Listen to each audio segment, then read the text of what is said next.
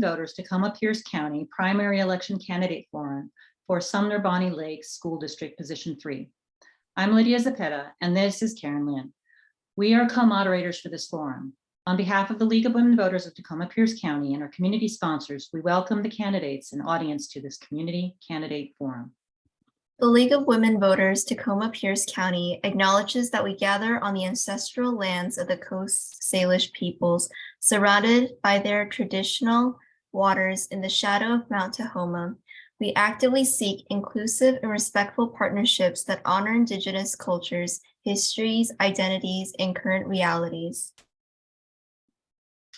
The League of Women Voters is a nonpartisan organization whose mission for the past 103 years has been to empower informed and active participation of citizens in government. Candidate forums are one of the many ways that we do this. Anyone 16 years or older can be a member of the League of Women Voters.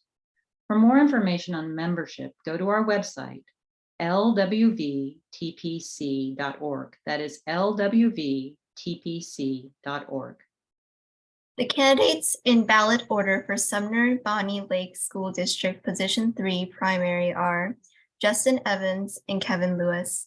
The primary election is August 1st. If you are not yet registered or have moved, you may register or change your address online at votewa.gov. That is votewa.gov by Monday, July 24th. If you are already a registered voter and your address is correct, your ballot was mailed to you July 14. Your ballot must be postmarked or placed in a ballot drop box by 8 p.m. Tuesday, August 1st. This forum is being recorded and will be posted at the League of Women Voters Tacoma-Pierce County website, lwvtpc.org. Again, the website is lwvtpc.org. The questions have been prepared by members of the League of Women Voters of Tacoma-Pierce County and our co-sponsoring organizations. We invite live audience questions via text to 253-439-9343. Again, it is 253-439-9343. Questions must be directed to all candidates and may be rewarded or consolidated. Here we have the number again, 253-439-9343. Also, Denis Caron is on the ballot. He just is not able to attend tonight. Our timekeeper today is Cynthia Stewart. She is going to raise her hand when the candidates have 30 seconds. And when they have 30 seconds, she's going to raise it twice. And when they're supposed to stop, she's going to raise it 3 times. When she tells you to stop, please just finish a short sentence. Please stay on gallery view so that you can see the timekeeper. Please do not talk unless it's your turn. Please mute yourself when it's not your turn to speak. The audience is on mute and cannot use the chat function. A reminder that civility is expected. I ask each of you to confirm that you agree to our ground rules, which among other things include addressing the issues and not making personal attacks or personal comments about each other. Please confirm to me that you agree by giving me a thumbs up. Thank you both. I really appreciate that. Each candidate has up to 2 minutes for an opening statement. After that, the order of questions will rotate and each candidate will be asked the same question. At the end, each candidate can make a 1-minute closing statement. The order of the opening 2-minute statements for the Sumner-Bonney Lake School District Position 3 primary is ballot order. We will start with Justin Evans. I'm good to go. All right. First, I'd like to thank the League of Women Voters for hosting the forum. Their work over the last 100 years and the efforts taken to ensure the passage of the 19th Amendment, along with the passage of the 1964 Civil Rights Act, have been 2 of the greatest fundamental changes in democracy of the 20th century. My willingness to be a part of this forum was based on the organization's neutrality, not to endorse any candidates, but to host an open forum for the public and to hear the candidates and their platform. So thank you for this. I decided to run for school board to accomplish 3 things: ensure public safety, ensure academics and curriculum are meaningful and congruent with real world opportunities, and third, ensure that the school district is accountable with the people's money. As a former firefighter and current chair of the Bonney Lake Public Safety Committee, along with previously sitting on the Sumner-Bonney Lake School District Public Safety Citizens Committee, public safety has always been first and foremost my top priority. Safety in the classroom, safety on the campus, and to the greatest extent possible, safety in the home. No student should ever have to worry about their personal safety, either from individual bullying, online harassment, or any other form of safety concerns on campus or at home. Students should feel free to express their individuality without the fear of persecution or discrimination in a safe environment. I also want to support foreign language learning at an earlier grade. It's going to be crucial for future global success. I want to push that civics be taught earlier to ensure kids know not only why their voice is so important, but what their civic duties are to ensure that that voice is heard. I want to ensure that we as leaders also share the importance of trade employment.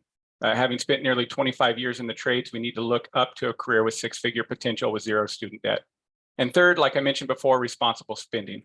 Ensuring that we're being able to be deliberate with and efficient with the people's money is crucial and to the continued trust and relationship building within the community. We mustn't forget the money is not given, it is taken. And as legislators, we need to ensure that that what is taken is used in a thoughtful and responsible manner. Thank you. Thank you, Mr. Evans. On to Kevin Lewis, please. Awesome. Well, thank you very much for the opportunity to be here tonight. I appreciate the League of Women's Voters hosting us for this forum, and excited to answer all of your questions and get a chance to learn more about the candidates. You know, I'm currently the incumbent for the Sumner-Bonney Lake School District. This is ending on my first term, and a lot has been accomplished. And I decided to run initially just from being involved, being in PTA since my children were very small in the same district, doing everything that needed to be done, volunteering in the classroom, popping popcorn, managing bouncy houses on the weekends, but mostly because, you know, I graduated from this district, as well as my wife and my children have been in this district as well. And we've seen a lot of success. I want to see every student succeed. And just some of the things that we've accomplished in the last 4 years have been a long list. We've improved the budget. Finances are now solid. We've increased our career readiness and workforce readiness programs. In fact, landing 13 graduating seniors jobs at Boeing this year, right after graduation. We've implemented translation services for multilingual learners. We've implemented JROTC programs, that's JROTC, at both high school programs. And we've saved after school care for our district and for all of our parents and students. But I know there's still a lot to do. And we want to get graduation rates up all the way up to 100%. We want to expand our equity work.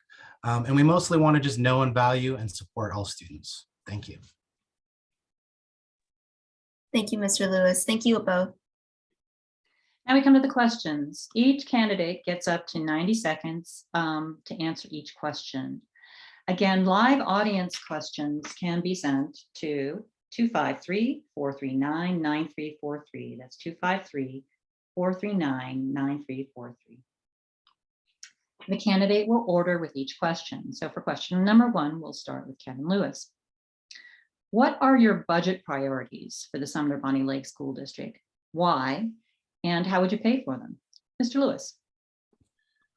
Well, there's one thing when it comes to budget with school districts is that the legislation does not fully fund us. So how do we go about fully funding what the work we need to do?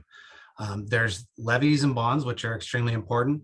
Levies for our learning activities and bonds for building activities for creating buildings that are new, modern, and safe. But I'd say the biggest one that I want to point to is career readiness. I think that it goes a long ways that when we can get students ready for whatever path they want to take post high school, whether that be vocational, military, or even college. And the way that we go about doing that is, as a school board, we have legislation reps where we spend time in Olympia advocating for our district to get more funding, working on grants from the federal government as well, and just a myriad of other things that we're constantly doing all the time while keeping a school district running. I think it's extremely important to not just focus on those larger picture things, but also even some of the things that are operational that keep a district running, like getting more bus drivers so we can fill out the routes, making sure that we have plenty of staff, we have substitute teachers, we have great extracurricular programs, and we have equity work that is done so that every student can be successful. And the way it gets funded is through advocating to the legislature to get more funding, especially for things like special education and other programs that are typically underfunded. So the school board and the school district has to go out and pursue some of those extra dollars, as well as getting levies passed and getting bonds passed that help fill in the gaps on some of the areas that I spoke about. Thank you. Thank you. Mr. Evans, what are your budget priorities? Why and how would you pay for them? Thank you very much. Thanks, Kevin. That was a really great answer. The school district has an annual expenditure of over $145 million, and 75% goes to instructional expenses, 25% to non-instructional expenses. And just like Mr. Lewis said, levies and bonds, in my earlier statement, I said schools are funded from taxes that are taken. The taxes that are given, however, are those from levies and bonds, and that is where the people actually do open up their own pocketbooks and willingly vote to allow for levies and bonds to pass. State advocacy and federal advocacy, those are going to be crucial for the gap that's going to continue to grow between what's currently being funded and what needs to be funded. Special education funding is very underfunded. I think anyone can recognize that. And that's going to need a special source necessary to figure out how to backfill that. I'd like to also see more grants, just like Mr. Lewis said. That's going to be crucial. That's going to help out on the federal side of things. And then I'd like to see more funding and more spending in the trades, like I mentioned before. I know there's a Pierce County Skills Center out in Puyallup there, and it's a great resource for students. I don't believe Bonnie Lake School District participates in that, or at least not in all of the activities that they do out there. They have culinary, construction, fire science, machining, fabrication, fiber, carbon fiber as well. So there's a lot of great resources out there that, just like Mr. Lewis said, will get the students ready for real world activities when the time comes. Thank you. So on to the next question. The demographics of teachers in the school district do not match those of the children in the school district. For example, 89.2% of the teachers are white, 4.2% are Latino, 1.4% are 2 or more races. That is versus students who are 63.9% white, 17.6% Latino, 11.3% 2 or more races. Please indicate whether you think it is important for the district's teachers to reflect the demographics of the students they teach, and why or why not. Can we start with Justin Evans, please? All right, thank you very much, Karen. That goes back to not only what the district is trying to do, which I believe how they're trying to be inclusive and equitable. I know that's one of the attempts they're trying to do. But it also comes down to, what is the teacher ratio of all the races in and of themselves. It starts early on to try and build students to want to be teachers, and students of all races to want to be teachers. And having great teachers there that look like the students is one of the aspects that is needed. However, what we need to do is just figure out a better way to want to get kids into the educational field, in and of itself, race excluded, because I think anyone can tell you that finding teachers is a difficult task, let alone finding teachers that look like their students is one more step in making that more difficult. So I think we need to get more involved in that field, and then we can work on trying to identify the marry up the teacher-student ratio to make it look more appropriate for what the demographic actually is. Thank you, Mr. Evans. Can we move on to Kevin Lewis, please? Would you mind repeating the question, please? Of course. So the demographics of teachers in the school district do not match those of the children in the school district. For example, for teachers, 89.2% are white, 4.2% are Latino, and 1.4% are 2 or more races. This is versus students who are 63.9% white, 17.6% Latino, and 11.3% two or more races. Please indicate whether you think it is important for the district's teachers to reflect the demographics of the students they teach, and why or why not. Thank you. I absolutely agree. I think it's imperative that our staff population mirror what students that they're standing in front of. I can't express that enough. I have done work personally, getting involved with our Equity Advisory Council for the Sumner-Bonney Lake School District, and working on that very topic to try and get more staff recruited into our district of color so that we can manage to bring in that staff and retain them. I've also worked on, we work on checking these numbers all the time. So I'm very in tune with the percentages that you just talked about. And I think that we need to improve that. I think that there's things about our area of the state being more rural here in the South Sound, where we are challenged to bring in more students of color, more staff of color. And I think that's something that we need to work on. And I personally have worked on that with the Equity Advisory Council, as well as implementing our strategic plan that we now have in place, with one of the pillars being that topic, to go out and recruit staff of color. Thank you. Thank you, Mr. Lewis. Thank you both. Okay, next question. Please discuss your district's policy and enforcement in response to bullying, a question that's very important to students, of course. So please discuss your district's policy and enforcement in response to bullying. We'll start with Kevin Lewis.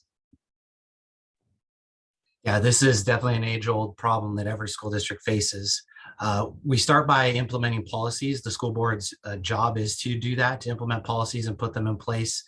We have about 3 or 4 different policies that speak to anti-harassment and bullying. In fact, I just recently proposed an anti-racism policy that we didn't previously have in the district, which is being worked on right now and is almost ready to come to a vote. I think it's extremely important to create safe learning environments where all students feel comfortable and safe in their environment. We noticed too, during the pandemic, there were a lot of kids that thrived in online learning. So it's important for us to have that also as an option for students that would be better suited in an online category versus in person. But I think that it starts with policies, and then giving the staff the tools that they can use to help work on eradicating bullying in our buildings, and doing that through restorative practices. It's definitely another part, one of the pillars of our strategic plan, is to have restorative practices in place to help students learn how to be better colleagues in the school buildings. Thank you. Justin Evans, please. Could you repeat the question as well? Certainly. Please discuss your district's policy and enforcement in response to bullying. All right, thank you. Just like Mr. Lewis said, he truly is a representative of the district. He explained exactly what the current and future rules are that they're working on, and I applaud him for the bringing forth that anti-race policy. I'm looking forward to seeing that as it becomes public or available to the public. I don't have much more to add to that, since the question wasn't about my thoughts on it. It was just what it is. So I'll just leave it at that. So thank you. Thank you.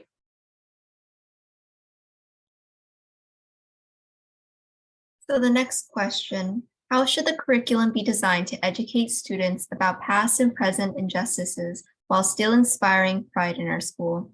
Can we please start with Mr. Evans, please? Sure. Can you be more specific on injustices that you're referring to? I can only repeat the question for you. Okay. I only ask because, I mean, there's been injustice for millennia. So to be more specific is what I was hoping to dial down on. But ultimately, we can just talk about injustice in and of itself. Those that don't remember the past are condemned to repeat it. I mean, that's a pretty well-known statement there. I am fully aware of many of these injustices. I am a advocate for teaching them. I think that's the only way they're going to be able to bring awareness to certain topics and bring change because of that awareness. So I have no problem with actually educating on the injustices, as long as it's done without having a thumb on the scale. If we talk specifically about the history of the injustice without having a political slant added to it, that's the only thing I would advocate for.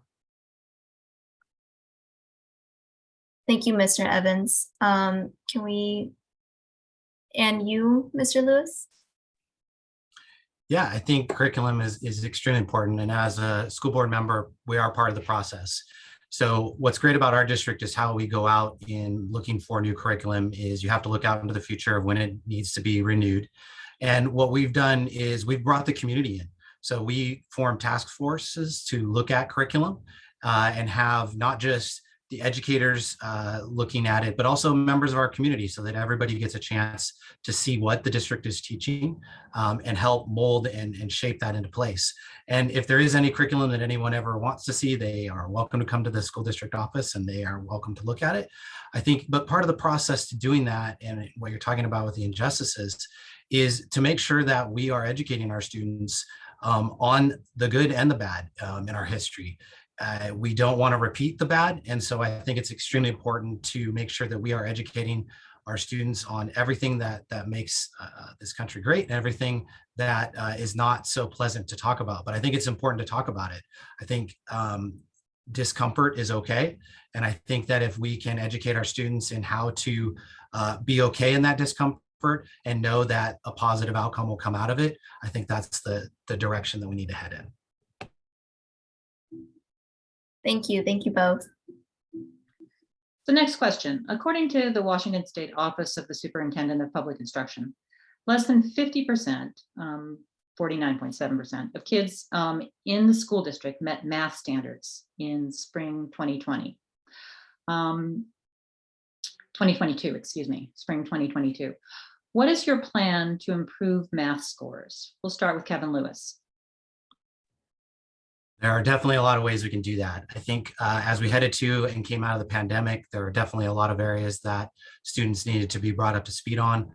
Personally, I've been an advocate for the district in increased summer programs, increased after-school programs, as well as all alternative programs. We have a high school in our district called Eli High School, and their job is to take students from Bonney Lake and Sumner High School that are at risk of not graduating. And sometimes that has to do with the math credit. And they're able to go to the Eli Hill High School program. They're able to get one-on-one attention. They're able to adopt a curriculum that is molded to what they need to get their math skills up and to reach the graduation requirements. And so I think it's important from an equitable standpoint is to have lots of different programs in place that can help all the students. There's not going to be one specific program that works for all students. We need to tailor what does that student need, and we need to provide it to them. Thank you. Justin Evans, please. Thank you. Yeah, just like Mr. Lewis was saying, there is no one way to do math. I personally believe I'm pretty strong at math. However, I have a fourth grader that I can't even help with her math homework nowadays because I just don't understand how they're attempting to teach it. Part of that is not being in the classroom when the training's being done, but I don't know what the necessity was of changing that back in the day to what it is now.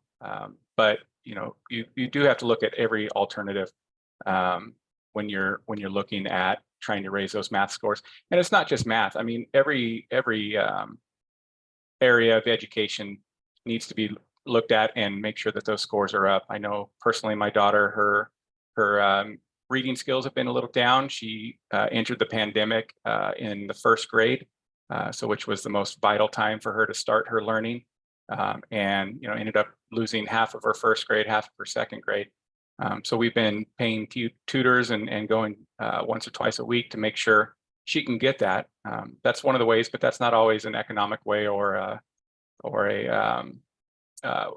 way that everyone has the option for. So making sure, like Mr. Lewis said, summer school, that's going to be a great builder, but just finding the right educational program, math or whatever, for that's tailored to that student's needs. Thank you both.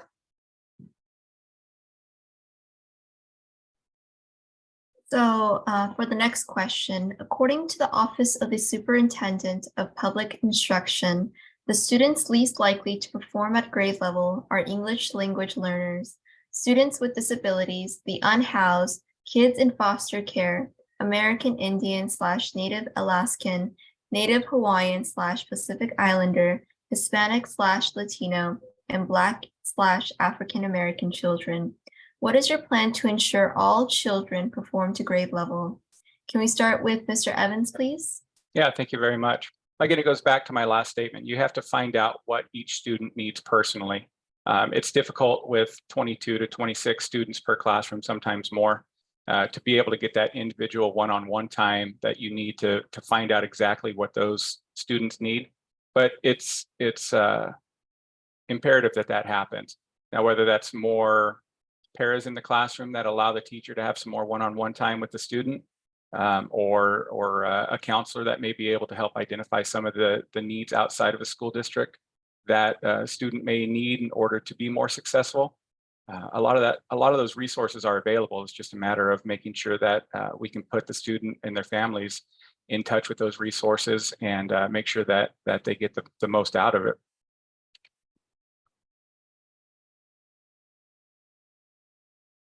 Thank you, Mr. Evans. Mr. Lewis? Do you mind repeating the question, please? Of course. According to the Office of the Superintendent of Public Instruction, the students least likely to perform at grade level are English language learners, students with disabilities, the unhoused, kids in foster care, American Indian/Native Alaskan, Native Hawaiian/Pacific Islander, Hispanic/Latino, and Black/African American children. What is your plan to ensure all children perform to grade level? That's a great question. I think it starts with knowing that there are a lot of people in our community that have privilege and have the ability to overcome some of these issues on their own. But as you stated, that list of people typically do not. And so what I want to see is we have a community outreach person that I would like to expand their program. And what they do is they identify the students that are struggling. They go out into the community to find out what it is that is causing that struggle. Like you mentioned, homelessness for one of those. And it's connecting them with programs and things, because once you can get a roof over your head, it's statistically, you can see scores improve. When it comes to multilingual, we've had a lot of an influx of multilingual learners over the past few years. And we have implemented staff training in multilingual. We've implemented translation devices, real-time translation devices, as well as making sure just the simplest of things happen, which is all documents are translated into multiple languages so that not only the students, but the families are able to engage and see what needs to be done. So I think it's a lot of things that can help multilingual and homeless, but I want to see an expansion of our community outreach program because a lot of families just don't know where the resources are and they just need a helping hand to help them find them. Thank you. Thank you both. Next question. How have you demonstrated your commitment to anti-racism? Give specific examples of working with marginalized groups. Kevin Lewis, please. Well, as I mentioned previously, we in this district did not have an anti-racism policy. We had anti-harassment, anti-sexual harassment, anti-bullying. We did not have a standalone anti-racism policy. So I went out and researched other school districts in Washington around the country to look at what was being done. And I came to the board in February and proposed that we implement our own standalone anti-racism policy. And that is currently underway. How I came to figure out what the elements of that are is through that research. But then I've also had parents of color reach out to me and give me examples of instances where their students are struggling. And I've gone out and I've gone to their homes and I've met with them and I've listened and engaged on what is it that we can be doing better, and really try to draw in those opinions and those community members to help the district with what is happening in our buildings. And I think that it's extremely important that we get that anti-racism policy in place. And that way we can then take the next step of giving staff the tools they need to help when they see or hear it happening in the classroom, and then implement restorative practices to help educate students on how to be better. Thank you. Thank you. Justin Evans, please. Thank you. Personally, I haven't done anything specific to address racism. I want to address everything in the community as whole. So within that community, there is racism. There are a whole bunch of different inequalities and atrocities that have happened. But I want to look at everything on a community level as well. So specifically, I haven't done anything towards the race side of things, but just trying to be as involved with everyone in the community, because it's not just race that is affecting the community. Each one of the community members have individual needs, and some may be race, some may be LGBTQ plus stuff. Others may have housing issues that may not have anything to do with race. So I try and look at everything on the top level as a community as a whole, and try and address things towards fixing a systemic solution rather than a specific one. Thank you. So next question, how do you think the civics education requirement mandated by the state should be implemented? Can we start with Mr. Evans, please? Yeah, could you repeat that one more time? How do you think the civics education requirements mandated by the state should be implemented? Fourfold, because the civics requirement mandated by the state are a joke. 0.25 credit for the most important thing that anybody's going to do in their life by voting. That needs to be an entire course, not just a quarter credit that you can get by having a history class. Like I mentioned before, that is a crucial part of the educational and curriculum portion of things I want to address. Everyone has a voice, and no one knows how loud that voice can be until they're taught the civics of it. And the more civics are not taught, the quieter that voice gets, and the majority that want to take control have that ability to. So everybody needs to know that their voice has something and means something, and they need to know how to make that voice as loud as possible, and understand what the civic duty is that they're given. It's not just it's more than a right. It's a necessity. It's the only way we're going to grow as a community, is to make sure everyone can be a part of that community and understand their role. Thank you, Mr. Evans. Mr. Lewis? Yeah, thank you for the question. I think that we've seen in the last couple of years a lot that's gone on nationally, where I think a better understanding of how civics works from the national standpoint all the way down to local elections like this is extremely important. To understand how things work is the first step to having a voice and getting things done. And I think the second step is getting involved as community members. But for our students, I think that we definitely can improve how much civics is required at the high school level, but I think we need to take it a step further and take it all the way down into the elementary level at an age appropriate way, but incorporate civics into every calendar year of elementary learning, credit wise, as they get into middle school, and then increase our credit requirements in the high school level. I can't speak highly enough about civics. It's something that I'm passionate about, and just this forum that we're on tonight is a great example of understanding how this works, how the voting process works, and how people can get involved.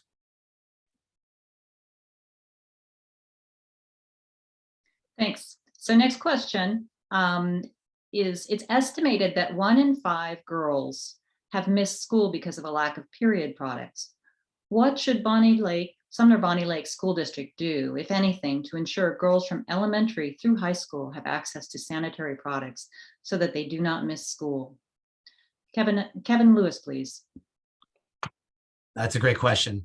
As a father of 2 daughters, I can't say how much this is needed enough. I think that not only in our school district do the supplies need to be readily available, but in a society as a whole. I think that, you go to school to learn, and there are so many things that can disrupt any student's day. This happens every month, and I think that our female students need to be taken care of in a way that it creates less distraction for them and less stigma too. I've noticed that my daughters, they are talking more about it with their peers, and it just becomes a normal conversation for everyday life. And the more people that recognize what needs to be done, I think the better off we are as a society. Thank you. Thank you. Justin Evans, please. Thank you very much. Just like Mr. Lewis, I have a 9-year-old daughter, so I haven't quite gotten to that point yet. I know I will be.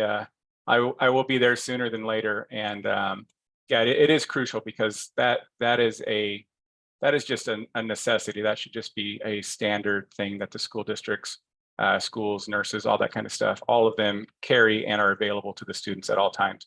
That shouldn't even be a consideration that the schools don't carry them.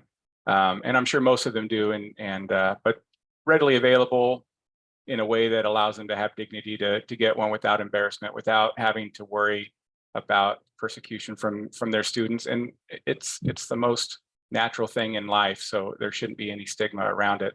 And those products should be available to them at all times or anytime that they're needed. Thank you.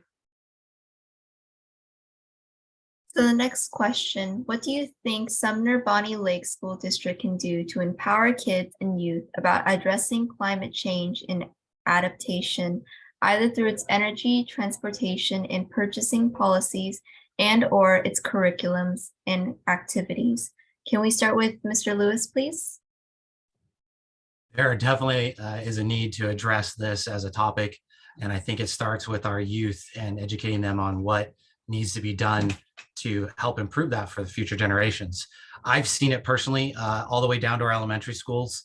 At Emerald Hills Elementary, they have an outdoor garden program that the students participate in a natural way. And so they're learning down to that level of getting their hands dirty and understanding, how plants work and how the insects interact with that.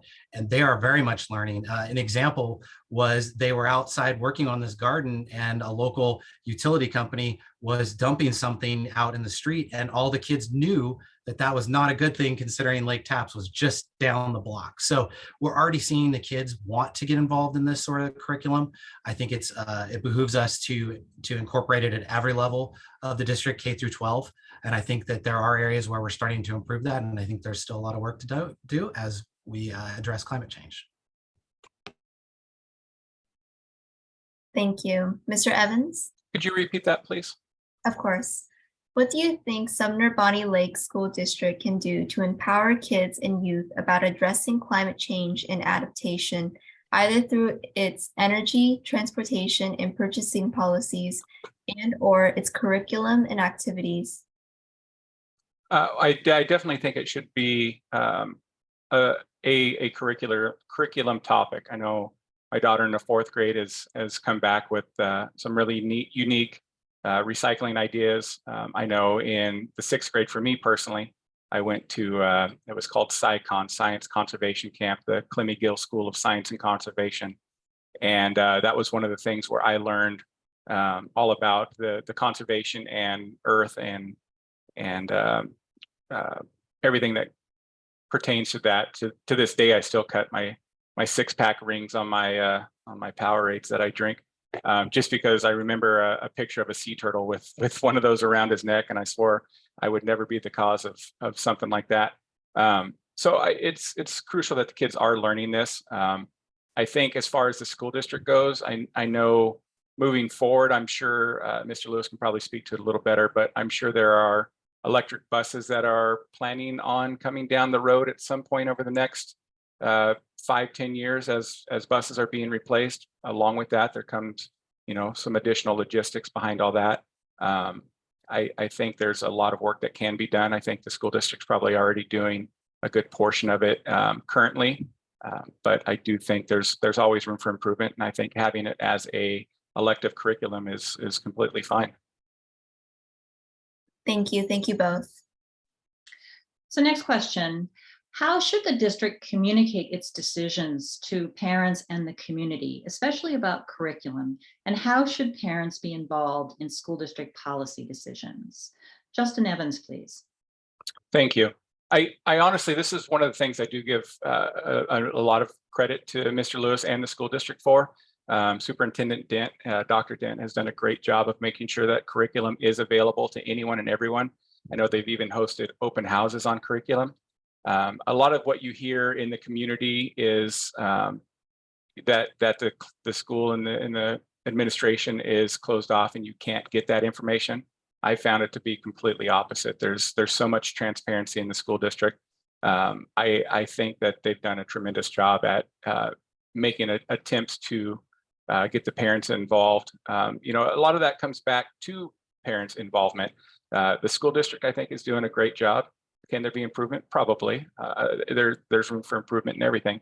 But I think there's something that we've got to do, and that's engage the parents to be more involved in their children's education. With that involvement comes that knowledge, that understanding, the awareness that's already out there that the school district's already providing. So I think more so than how do we get the curriculum out to the parents is how do we get the parents involved in the curriculum. I think that's the way the question should be phrased. Thank you. Thank you, Kevin Lewis. Well, I think there's a couple of layers to this. I think first, what I advocate for is meeting the parents where they are. There's a lot of parents who are working multiple jobs and are busy during the times where normal business is conducted. And so it's a matter of communication is the first pillar. So it's meeting them where they are on what platforms, whether that be social media, email, anything paper that goes home with the students at the end of the day. So communication is key. It's our weekly newsletters that are put out as a district. We put out weekly newsletters at the building level.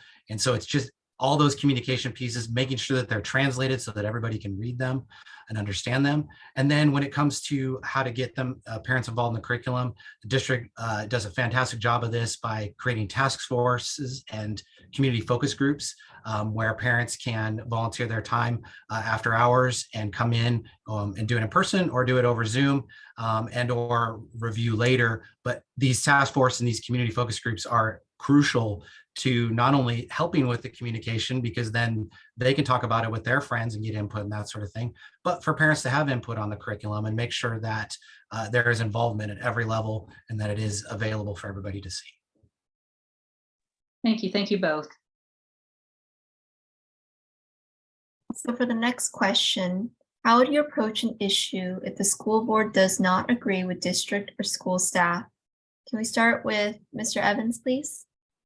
Can you repeat that one more time? Of course. Thank you. How would you approach an issue if the school board does not agree with district or school staff? Well, that's going to be the case with just about anything. I've been on the Bonnie Lake City Council for the last going on 8 years here at the end of this year. And there's often times that we don't agree with the administration. But the whole point of that is to meet in the middle, come to a compromise, figure out what they're attempting to do, what the administration may be attempting to do, and how we can come to an understanding and achieve what's going to be best for the community as a whole. That just comes down to being open-minded, being thoughtful, being aware, and just being communicative with the people that are on the staff and whoever maybe you have some disagreement with.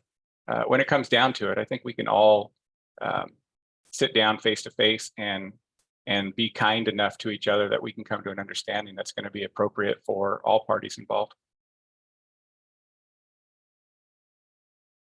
Thank you. Mr. Lewis? Well, I think it starts with being proactive. It's getting out in front of things before you have to be reactionary.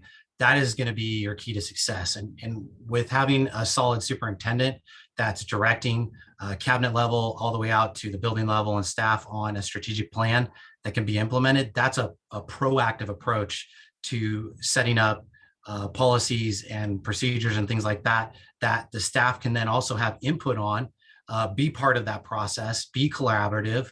And even at the end of the day, if there's maybe a piece that they still don't agree with, that at least we got 90% of the way there with whatever they're needing, and we're able to find that compromise. But I think it's really being proactive and not being caught off guard or being surprised by something that comes up. And if you have really good administration and a really good school board, they'll have their finger on the pulse of that. And they'll also create an environment where staff feel comfortable coming forward and expressing their concerns. And that way it can be a two-way dialogue, and that everybody can get what they need and everybody can come away happy.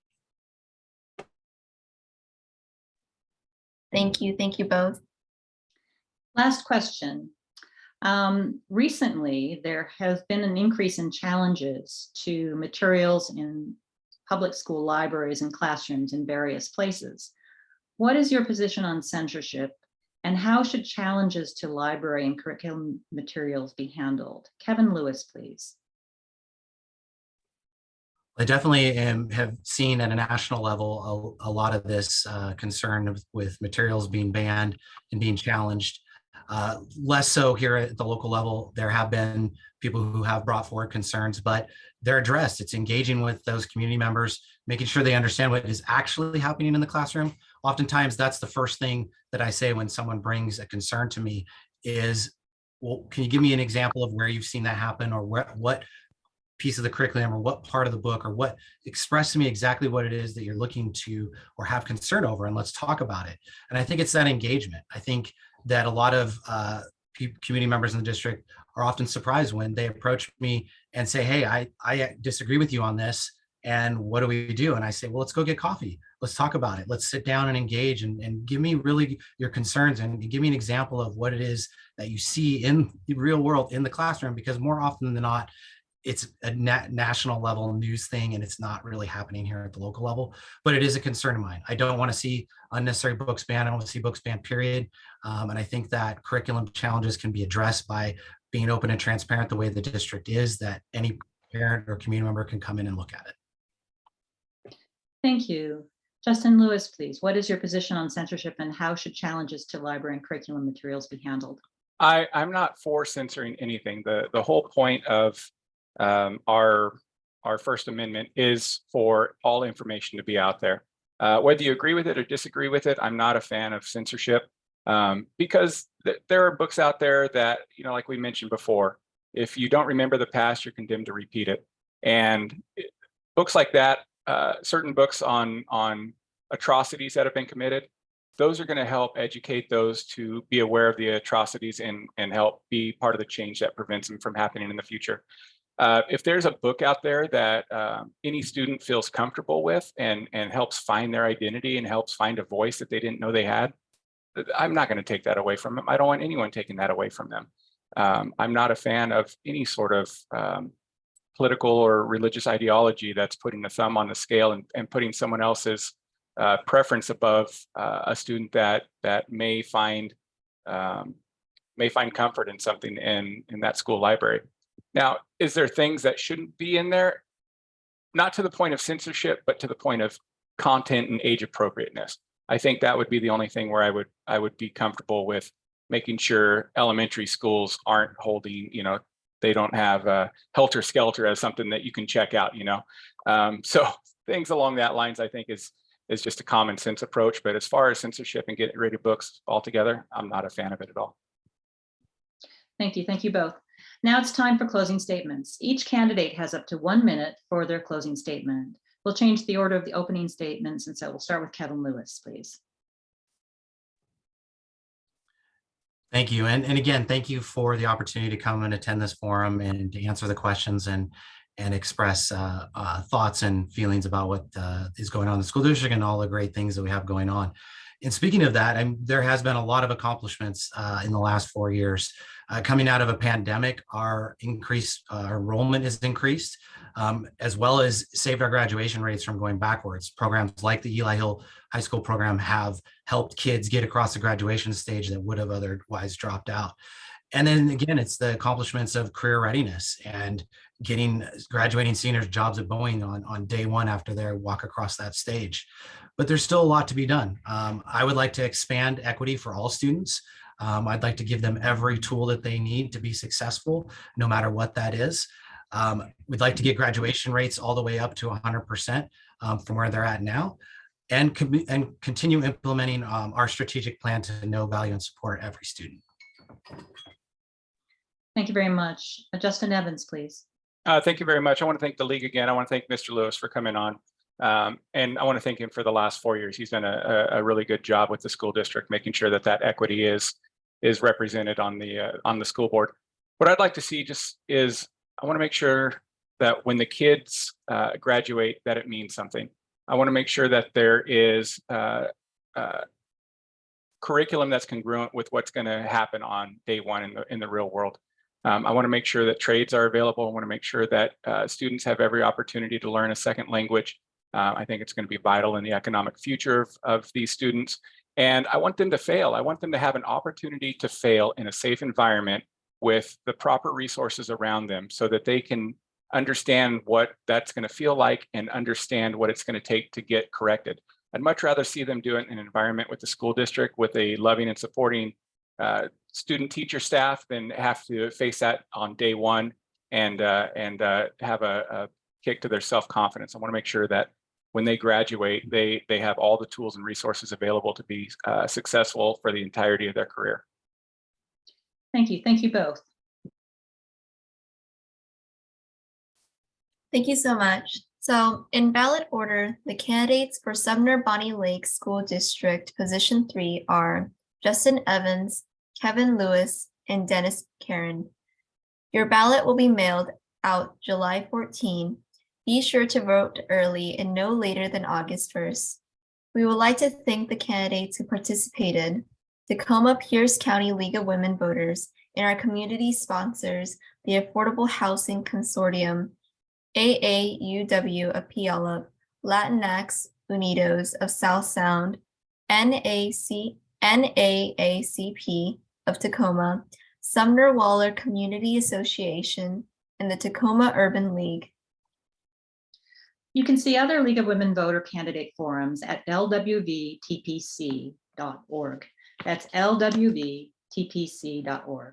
Read your voters pamphlet and look at vote411.org. That's vote411.org, where you can find answers to questions posed to all candidates running for office, read the candidates' websites, and do all that you can to be an educated voter. And don't forget to vote before August 1st. Thank you all and have a wonderful evening. We appreciate you being here. Thanks very much.